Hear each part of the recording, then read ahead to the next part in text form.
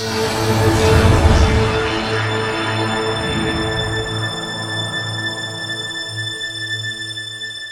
what has it been like to cover the tension and the turmoil in Tehran? Our own Reza Sayah was one of the few Western journalists to stay after the government imposed restrictions on coverage.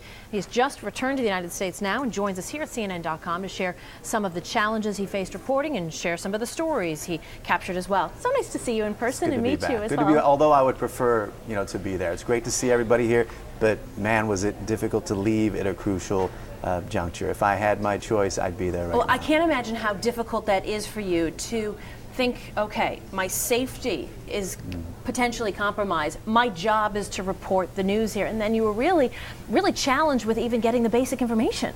Yeah, no question about it. And that challenge was increased after the Friday prayers. The supreme leader, he came out and he basically said enough, with these protests. If you come out, there will be a crackdown.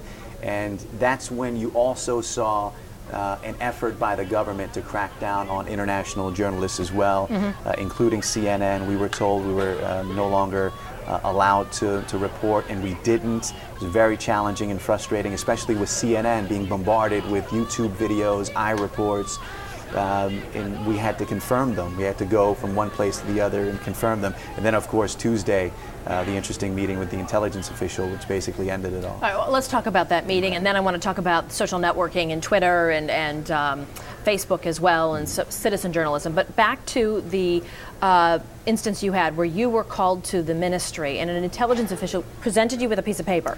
Yeah, I mean, this happened very suddenly.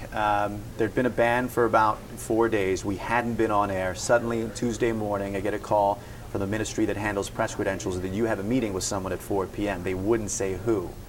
Okay, at that point, what are you thinking? Well, I'm a very optimistic person, so I thought this is our opportunity to convince whoever this is to get us back on air. So I got my spiel ready, I got my pitch ready, because we really wanted to give the government side as well. We weren't there just to cover the protests and the rallies. We wanted to get the government side as well. So I thought, all right, maybe this is someone that I can convince. Very optimistic. Go in there, alone in the office, very large, burly man with a briefcase. And he proceeded to tell me that he has evidence that I've been working after the ban, that I'd violated the ban. Does he present you with the evidence? No, he doesn't. But he said this. He said, let's put that in the past. Let bygones be bygones, but here's how we can fix things. And that's when he pushed forward a blank piece of paper and a pen. He said, I want you to write that you will no longer do any more reports in Iran unless they're positive reports. And if you don't do this, we're going to ask you to leave in 24 hours. If you don't leave in 24 hours, we can't guarantee your safety, and we won't be able to guarantee if you can come back to Iran and report either. So at that point... and you're there by yourself, or you're there with colleagues? I came with a colleague, but I was asked to meet with this person alone. So right now we're in an office one-on-one. So this was a very unusual request. I wasn't about to sign anything without consulting the bosses at CNN. I did.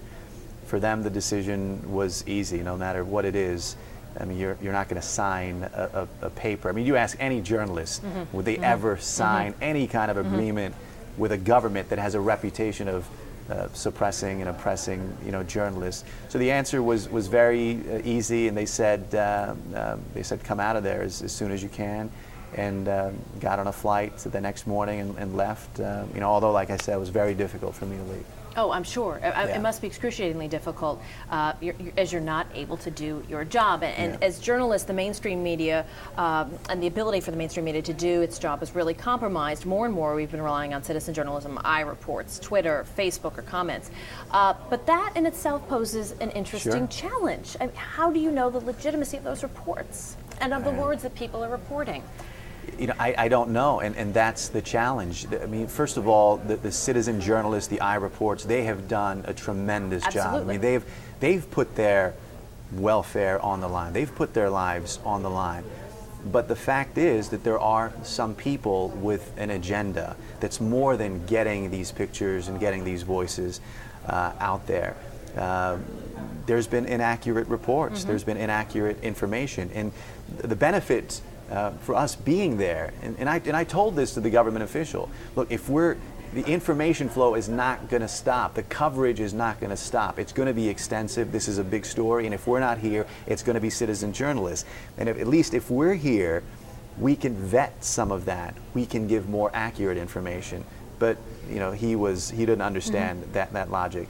But you know, back to the information coming from citizen journalists, there are some people that are going to put out false information, and it's so difficult. I mean, how do you vet that? How do you confirm that without eyes and ears on the ground? We've all mentioned that there's real risk to the people that are trying to get information out of Iran. What exactly is that risk?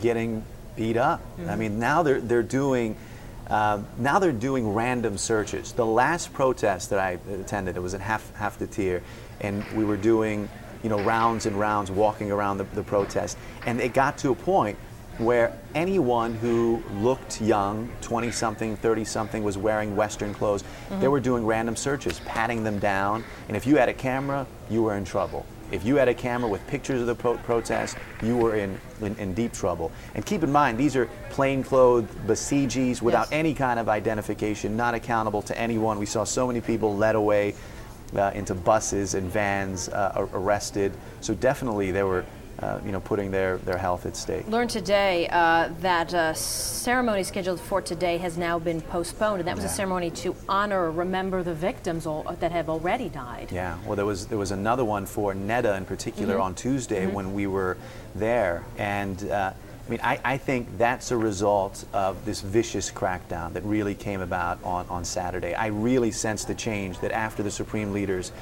speech on Friday, which was after a number of peaceful protests that had seen mass gatherings in major squares in Tehran. The Supreme Leader said no more, and from that day on, the number of forces on the streets multiplied. And they meant business. I mean, they were ruthless, showing no mercy, and in talking to protesters from that point forth, I could really sense fear and uncertainty. And that's why I don't think you're seeing anyone but the most hardcore protesters going out there, and you see these pockets of resistance and clashes. You're not seeing the widespread protests and rallies, even if they come out like they had been doing with their trademark silent, peaceful marches. You know, they're going to be cracked down upon. We've heard a lot from the Supreme Leader. We have not heard much of anything at all from Mir Hussein Mousavi, a main challenger in the presidential election. Are people waiting to hear from him, waiting for guidance? I think so, and I think there was a notion last week that this movement was now leading him. That's an interesting notion, but I don't think it's true anymore. There's a lot of people out there, and they need some direction, they need some guidance. And with the exception of some statements on his Facebook page and his website, he hasn't really made any public appearances. He hasn't given any type of guidance to this movement. And I think he's a key to what's going to happen in the next few days, in the coming weeks. And so is Hashemi Rafsanjani, the former president, who's also the political nemesis of Mahmoud Ahmadinejad. He's been quiet as well. A lot of people are eager to see what role he plays. He, of course, is the head of the assembly of experts that has the power to remove the Supreme Leader, although that's never been done before. A lot of people are eager to see if he makes a move, if he forms an opposition coalition. And again, a frustrating experience for you, because you obviously want to be there covering all of this in person. No question about it. I mean, I was sick to my stomach, leaving. And like I said, we don't want to be there just to cover the protesters' story. This is a huge story for the entire world with so much at stake. We've told the government repeatedly, we want your position as well. And despite repeated requests, they kept saying no over and over again. And then, this is how it ended up, unfortunately. I'd love to go back. It's great to see everybody here. Everyone's been so supportive. But I would prefer to go back, and I'd get on a plane if I could, and hopefully it'll happen. Who knows? Hopefully have the opportunity sooner rather than later as well. Reza Sayah, nice to see you in person, though. Appreciate it, and thanks so much for sharing what you've been through, and of course what is happening in the streets of Iran and Tehran. You're welcome. Appreciate it. Yeah.